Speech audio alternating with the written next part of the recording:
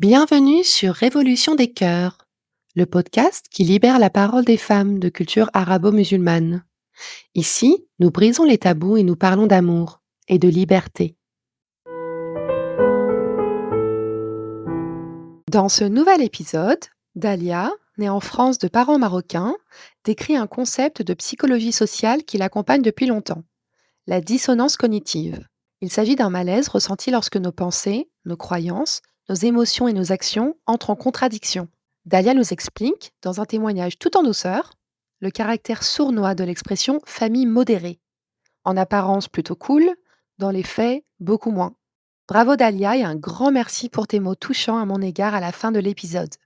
Bonne écoute!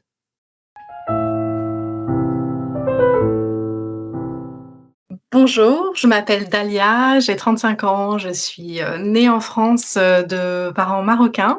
J'ai 2 petits frères, donc je suis l'aînée de la famille et c'est une famille, qui est pratiquante, mais qui se veut modérée en apparence et plus ou moins intégrée. Mes parents, ont divorcé quand j'étais très jeune, j'avais 2 ans et ma mère était enceinte de mon frère.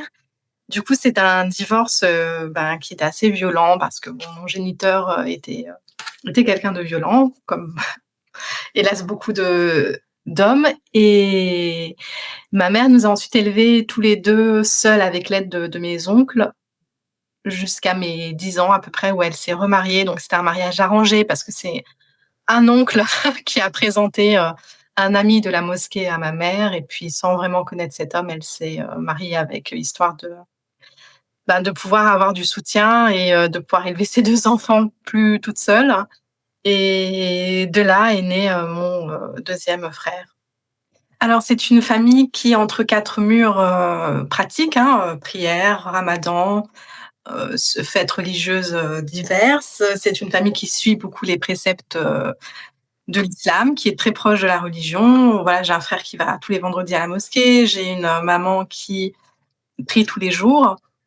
Mais ils sont assez intégrés, assez modérés dans le sens où ils ne sont pas ostentatoires. Par exemple, ma mère ne porte pas le voile, mes frères n'ont pas la barbe, voilà, ils d'apparence, ils sont tout à fait, comme n'importe quel, citoyen, français. Ils sont assez intégrés, ils suivent les lois, républicaines, voilà. C'est ça que je veux dire modéré, c'est j'ai toujours eu assez de liberté dans le choix de mes études, dans le choix de mes sorties, donc bon ça, c'est l'aspect modéré et puis l'aspect pratiquant, c'est l'aspect, une fois à la maison, il y a des discours qui peuvent, se durcir et il y a quand même des limites qui sont mises. Alors j'ai eu une enfance, malgré le divorce, bon assez normale. J'étais entourée par mes oncles, par ma mère, ça se passait bien. Au niveau religieux, j'ai été inscrite très tôt à ce qu'on appelle l'école arabe. Alors peut-être que certaines, savent ce que c'est. En gros, c'était à l'époque, dans les années, au début des fin des années 90, début des années 2000, une mosquée, de quartier qui accueillait en fait une école pour apprendre l'arabe, le Coran et l'éducation islamique et sur ce triptyque-là, j'ai été et ça a été la première fois qu'en tant, que femme et qu'être humain, j'ai été confrontée à, l'aspect un peu plus, cadenassant de la religion puisque, dans l'éducation islamique, on nous rabâchait que, l'enfer, était cruel, que la peau fondait sur les os. Alors je suis extrêmement désolée pour le descriptif, hein, pour les personnes qui sont sensibles, mais bon, c'était des choses assez horribles à entendre pour un enfant de 6-7 ans et là-dessus, j'ai fait énormément de cauchemars qui m'ont poursuivie jusqu'à mon adolescence. Donc ça a été beaucoup de peur et c'est sur cette peur que l'enfant que j'étais s'est dit qu'il fallait absolument suivre, la religion, si je ne voulais pas finir comme ça, pour l'éternité. Donc c'était quelque chose d'assez traumatisant. Puis vers la fin de l'enfance, le début de l'adolescence, j'ai participé à un camp de vacances, musulman, où là, j'ai dû me voiler pendant les 2 semaines, de la colonie. C'était en Suisse, parce qu'il y avait des, participantes bien plus âgées qui m'ont expliqué que c'était mieux de se voiler, même si j'avais 13 ans, parce que, c'était très important pour la femme, d'être pudique, de ne pas se dévoiler. et on était réveillés aux aurores, avec des haut-parleurs, qui nous expliquaient que si on ne se levait pas pour faire la prière, on allait être, encore une fois, toutes les horreurs dont j'ai parlé par rapport à l'enfer. Et donc ça m'obligeait à quitter mon lit en courant, pour aller prier. Donc voilà, ça c'était mon enfance et mon adolescence par rapport, à la religion pure. Après au niveau de l'adolescence, c'est vrai que c'est là que ça s'est un peu plus compliqué, puisqu'en fait j'ai voulu, très tôt, ne pas je ne sais pas pourquoi, mais très tôt, j'ai plutôt eu des amis non musulmans. Hem et j'ai voulu un petit peu m'éloigner, donc j'ai grandi dans une cité, compliquée, dans une cité un peu dangereuse, et donc j'ai voulu m'éloigner de ce climat un petit peu violent, en privilégiant donc en essayant d'aller dans des établissements plutôt de centre-ville, où j'avais aussi des options, d'études qui étaient plus intéressantes, et donc je m'étais fait énormément d'amis non musulmans, et là, c'est à ce moment-là que mon frère, ma mère, mon beau-père ont commencé un petit peu à me reprocher ces relations amicales. Bon, c'était des reproches, pas très forts, mais ça revenait souvent. Par exemple, le plus loin dont je me rappelle, c'était un ami juif que j'avais au collège, qui était extrêmement sympathique, hein. Au collège, on est encore des enfants. On s'entendait très bien en dehors de nos religions. On ne discutait même pas de ça. On jouait juste ensemble comme des enfants, et c'est vite devenu un sujet de tension au sein de ma famille, hein. Quand je rentrais, un jour, ils m'ont vue, rentrer avec lui, du collège, et ça a été, on m'a demandé d'arrêter de fréquenter, ce camarade de classe, parce que, voilà, et c'était, pas possible, que je puisse avoir dans mon entourage des amis, proches, qui étaient juifs. Heu, on m'a aussi reproché donc d'avoir, des amis non musulmans, des amis trop gouaires, bon, ce genre de choses, et c'est là qu'il y a une dissonance cognitive qui a un petit peu commencé pour moi, et c'est là que j'ai senti que quelque chose n'allait pas.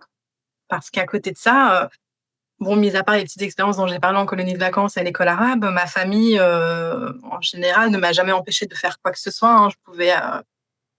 Je pouvais aller voir des copines dehors, je pouvais sortir en centre-ville, rentrer plus ou moins tard, enfin, et là, me mettre des limites relationnelles, vraiment me dire à partir d'un certain point, il faut pas il faut pas se nouer trop, d'amitié, avec des non-musulmans. Ça m'a un petit peu perturbée. Parce que j'avais l'impression qu'il y avait nous et les autres. C'est un peu la façon dont on me présentait la chose. On me disait: «Ben, les autres, on va pas leur faire de mal, entre guillemets, on les laisse comme ils sont, mais nous, c'est nous, et il faut pas trop qu'on se mélange parce que tu risques d'être, influencé par, soit par l'athéisme, soit par le christianisme de ces amis-là, et donc il ne fallait pas trop que je traîne avec eux». Donc au lycée, ça s'est empiré parce qu'au lycée, c'est, c'est les premières expériences amoureuses. C'est là que, on s'ouvre et on se découvre à l'autre, et donc j'avais énormément de copines au lycée qui me racontaient leurs relations avec leurs petits amis, ça m'intriguait. Voilà, alors je me disais: «Bon, c'est pas très bien parce qu'en vertu de la religion, faut pas s'intéresser à ces choses-là», mais bon, c'est des copines, c'est des amies, je me dis, entendre parler de ça, ça ne fait pas de moi une pécheresse ou une mauvaise personne, donc pourquoi pas? Je prêtais l'oreille, et puis il y avait aussi les garçons qui venaient parler, ben, de fil en aiguille, forcément, on commence à avoir des sentiments, et c'est là qu'on a les premiers heurts, hein, alors qu'on est même au lycée, qu'on sait que ces relations n'iront peut-être jamais jusqu'au mariage ou peu importe. Mon premier petit ami, qui n'était pas musulman et qui était, français, d'origine française, lui était très amoureux de moi, j'étais très amoureuse de lui, donc c'est vrai qu'on parlait de temps en temps un peu d'avenir, et ça me faisait extrêmement peur parce que j'osais pas lui dire: «Bah, en fait, je pense que je sais pas comment va être l'avenir, en fait». Pour lui, c'était plus ou moins évident de se dire: «Ben, peut-être qu'un jour, quand on sera plus grand, on aura des enfants», ou des choses comme ça, et ça lui paraissait tellement naturel et moi, j'avais un blocage. Je voulais que ce soit naturel aussi parce que ça l'est, et en même temps, je me disais: «Non, moi, j'ai trop de trop d'étapes avant. J'ai mes parents, j'ai qu'est-ce que va penser ma famille, si jamais ma famille me tourne le dos par rapport à ça», et ça, c'est des considérations que j'avais déjà à 17 ans, 16-17 ans. Donc j'ai choisi d'être dans le déni, et surtout, j'ai choisi la voie de la facilité, c'est-à-dire cacher, toutes mes relations, depuis le lycée jusqu'à l'université, à mes parents. Pour, ne pas avoir à rendre des comptes, pour ne pas avoir à être en conflit avec eux et donc c'était assez, complexe de devoir toujours cacher, de devoir et complexe et dangereux parce que je tiens à dire, hein, de ce point de vue-là, j'y pensais pas quand j'étais une jeune fille. Parce qu'on quand on est jeune, qu'on est adolescente, bon, on a l'impression qu'on a la vie devant soi, que rien ne peut nous arriver. Je tiens quand même à dire qu'avec le recul, c'est des comportements qui sont dangereux parce que quand j'allais rencontrer, un jeune homme, à 100 kilomètres de chez moi et que je disais à ma mère que j'étais chez une amie, s'il m'arrivait quelque chose à 100 kilomètres ou sur le trajet, ma mère, mes parents ne savaient pas où j'étais. Donc c'est, ce genre de limite dans, les familles musulmanes, surtout pour les femmes, ça met en danger parce que ça je trouve que ça nous souvent, ça nous demande de cacher les choses, mais cacher les choses, ça peut mettre en danger sans qu'on s'en rende compte et donc c'est normalement de la responsabilité des parents, peu importe leur, leur confession, de mettre en confiance leurs enfants, d'établir une relation qui fait qu'on n'en arrivera pas à de telles extrémités. Donc, ça a été un versant un peu aussi, un peu compliqué, mais à côté de ça, j'avais quand même le droit de faire pas mal de choses. Je suis allée même vivre au Canada, 2 mois durant ma première année de licence. J'ai pu avoir accès aux études que je veux. Bon, mes parents comprenaient pas trop pourquoi ces études-là, mais ils m'ont laissé faire parce qu'ils considéraient que les études, c'était quelque chose d'important, qu'avoir une tête bien pleine et plus tard un avenir financier, c'était aussi très important. Donc j'ai passé, ensuite, mes années universitaires ainsi, toujours avec cette même, cette même dissonance cognitive, que j'avais eue, à l'adolescence, au lycée. Toujours avec le fait de cacher, hein, même à l'université à mes parents, qui je fréquentais.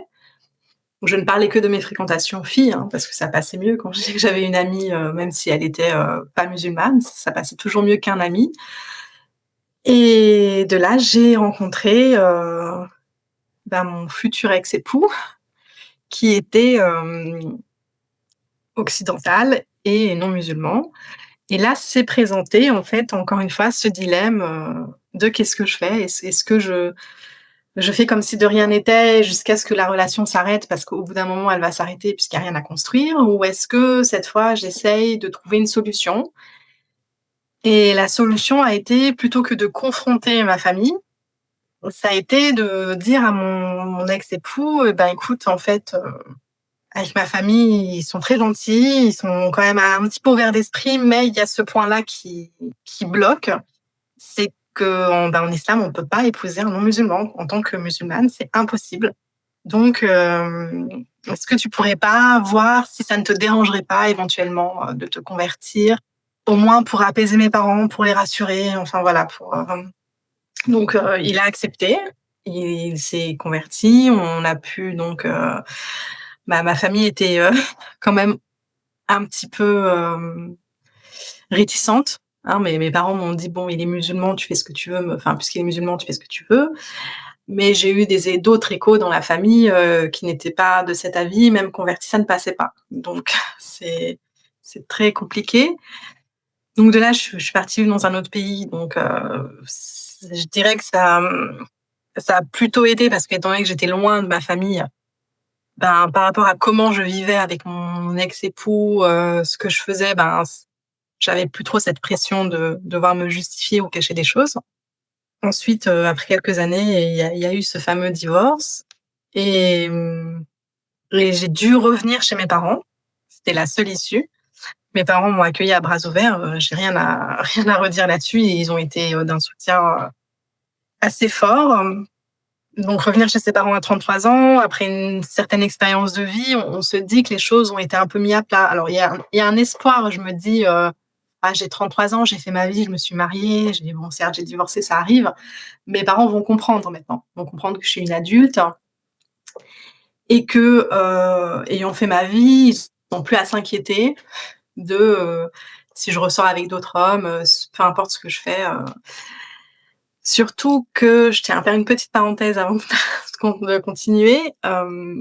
j'ai commencé, à ce moment-là, donc peu avant mon divorce, ou pendant mon divorce, à ne plus supporter la dissonance, cognitive, puisque la séparation me redonnait l'angoisse donc du retour chez mes parents, donc de la dissonance cognitive, de devoir et mes études, universitaires, donc j'ai étudié l'histoire et je me suis spécialisée dans l'histoire du christianisme, m'ont donné, une perspective, en fait, nouvelle sur, ma dissonance cognitive. C'est-à-dire que j'ai ouvert des livres et je ne sais pas pourquoi je ne l'ai pas fait avant, mais j'ai ouvert des livres sur l'histoire de l'islam. Donc c'est-à-dire je me suis intéressée, à ce que les scientifiques, les historiens, les archéologues disaient sur, l'islam.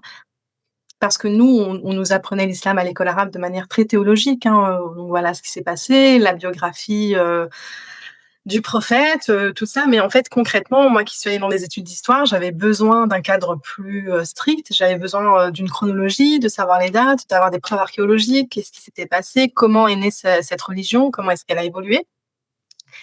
Et c'est là, en fait, que je me suis un peu libérée de toutes les peurs que j'avais accumulées pendant l'enfance. Donc la peur de l'enfer, la peur du châtiment, en comprenant, en fait, que c'était une religion comme les autres religions, qui avait, ses aspects historiques qui étaient palpables, qui étaient humaines et donc faillibles, qui s'est construite sur, bon, beaucoup de, je vais pas refaire l'histoire, mais beaucoup de de politique, enfin, donc il y avait des choses à dire et ça m'a un peu libérée. Donc en retournant chez mes parents, j'avais déjà dans l'idée d'apostasier, parce que j'avais fait tout ce cheminement-là et c'était aussi une période où j'ai remis ma vie en perspective, vu que je sortais d'un mariage assez long. Et donc en revenant chez mes parents, j'étais sur ce fil-là et je me suis dit, «Je peux pas leur dire que je doute, je peux pas leur dire que je compte apostasier, ça ferait beaucoup trop de chagrin pour eux.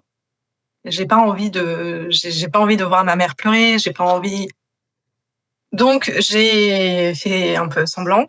J'ai limité, on peut dire, la casse, mais ça me faisait un peu mal parce qu'en fait, être chez ses parents et être une autre personne que quand on est dehors, c'est très compliqué. Donc la dissonance cognitive, elle reste, même si on a conscience, même si on a fait un choix. Même si on s'est dit: «Voilà, à partir de maintenant, je positive, je sais vers quoi je vais, ce sera pas l'islam». Mais aimer une famille qui pense que, bah, l'islam, c'est tout et que ta personnalité se résume à ça, c'est très compliqué. Et mes parents m'ont dit: «Oui, c'est vrai». Alors, ils m'ont dit: «Puis maintenant, c'est bon, tu as 33 ans, tu as fait ta vie, on est tranquille, tu t'es mariée, tu as divorcé, c'est bon». Bon, ils m'ont fait comprendre, en gros, qu'ils ne s'occuperaient plus trop de mon cas. Enfin, de mon cas, enfin, au niveau de mes relations amoureuses. Donc j'étais un peu soulagée. Je me suis dit: «Bon, ça veut dire que c'est bon, j'ai enfin acquis cette liberté de pouvoir connaître, qui je veux». Et puis quand j'ai commencé un petit peu, 1 ou 2 ans après, j'ai repris mon indépendance, j'ai trouvé un appartement, un travail et cetera. Quand j'ai commencé à me dire: «Bah, je suis assez stable pour, essayer de re-rencontrer quelqu'un», et que j'en ai fait part à mes parents, là, le discours, il a changé. On m'a dit: «Bon, maintenant, ce serait bien que tu trouves, quelqu'un qui est né dans la religion musulmane, un vrai musulman, franchement, pense-y la prochaine fois que tu rencontres des hommes». Et donc là, j'ai compris que cette limite, elle serait toujours là et que ça n'en finirait jamais. Et ça m'a un petit peu, ça m'a un petit peu fait un coup au moral parce que, bah, à 35 ans, j'ai pas envie encore de me redire: «Je vais cacher des choses» ou alors, «Je vais demander à un potentiel, futur, partenaire, de se convertir», alors que j'ai pas envie. Et chacun fait ce qu'il veut, chacun est libre, en fait. Et l'amour, on ne le choisit pas et l'amour, il est inconditionnel. Donc en fait, on ne dit pas: «Je vais t'aimer, je vais me mettre avec toi, si tu fais ça ou si tu es comme ça». Non, ça ne fonctionne pas comme ça. Et c'est un peu ça que, ben, ma famille, qui se dit modérée, n'a pas compris. Ce sont des gens qui travaillent, heu, qui côtoient beaucoup de non-musulmans, avec qui ça se passe très, très bien, que ce soit des collègues de travail, j'irai pas jusqu'à dire des amis, mais donc ça se passe bien en général. Donc mais une fois qu'on est entre 4 murs, et c'est quelque chose qui m'a énormément oppressée et qui a fait partie de la dissonance cognitive, tout au long de ma vie, c'est qu'une fois qu'on est entre 4 murs, il y a des propos et des discours qui sortent, qui ne relèvent plus du tout de la modération, en fait. Hem, Moi, quand on me dit, qu'un mécran a bien mérité sa mort parce qu'il a brûlé un Coran, ça me choque.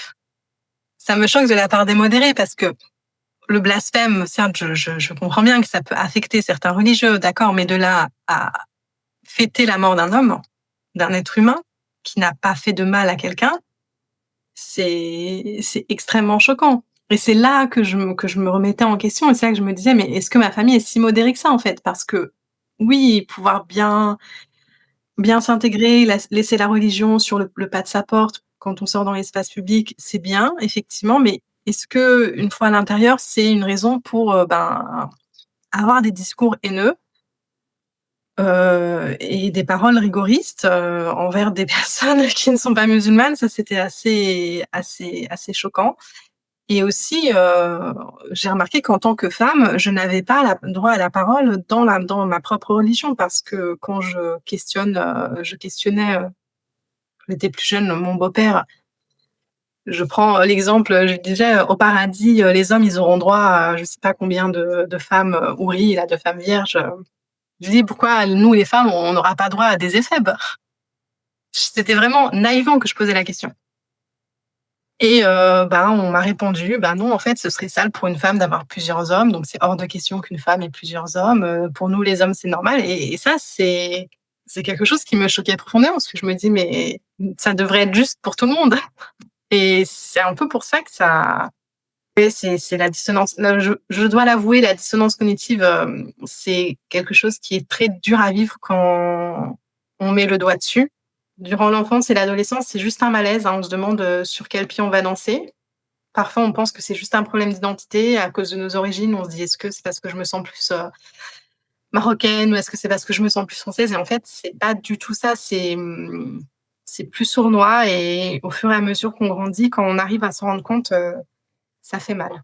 Ce que je retiens de mon parcours et c'est un message, de positivité que j'aimerais, répandre, c'est qu'on n'est pas obligé, de choisir entre la liberté et sa famille. Je sais que pour certaines personnes, c'est très difficile, mais moi, je vois l'avenir comme je l'entends, c'est-à-dire que je suis complètement prête à assumer, une future relation avec un homme qui n'est pas musulman.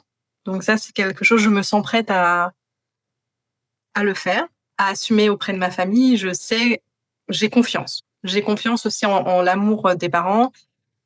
J'ai confiance en moi-même, j'ai confiance, en l'avenir. Je me dis que, préserver la paix, c'est une bonne chose. Donc on ne doit pas se faire de mal en disant, «Je dois forcément choisir entre l'un et l'autre». Nous, en tant que femmes, émancipées, on a choisi l'amour inconditionnel. C'est-à-dire que nous, on a choisi de ne pas mettre une étiquette sur les gens qu'on aimait, parce qu'ils étaient comme ça ou comme ça. Donc au final, la liberté, c'est nous-mêmes qui nous l'enlevons quand on décide, de rester, immobile. Donc vraiment, je pense qu'il faut croire en soi et il faut se dire que, la liberté a parfois un prix, c'est vrai, mais que ce qu'elle offre ensuite, c'est beaucoup plus haut, beaucoup plus il y a beaucoup plus de valeur que ce prix-là. Je voulais par contre te dire et rajouter que j'étais extrêmement admirative du parcours et du combat de Soraya pour, nous permettre à nous toutes, de parler. C'est pas évident parce qu'en nous donnant la parole, je trouve qu'elle s'expose aussi à des risques pour qu'on puisse, nous toutes, pouvoir se connecter, se lier, parler donc merci Soraya pour tout ce que tu fais et je positive, je pense que ça donnera beaucoup, de bon à l'avenir. Si cet épisode vous a plu, vous pouvez témoigner votre soutien au projet en vous abonnant au podcast, en laissant un commentaire et en mettant 5 étoiles si la plateforme que vous utilisez vous le permet. Pour encore plus de contenu, suivez le compte Révolution des cœurs sur Instagram. Ce projet vivra grâce à vous.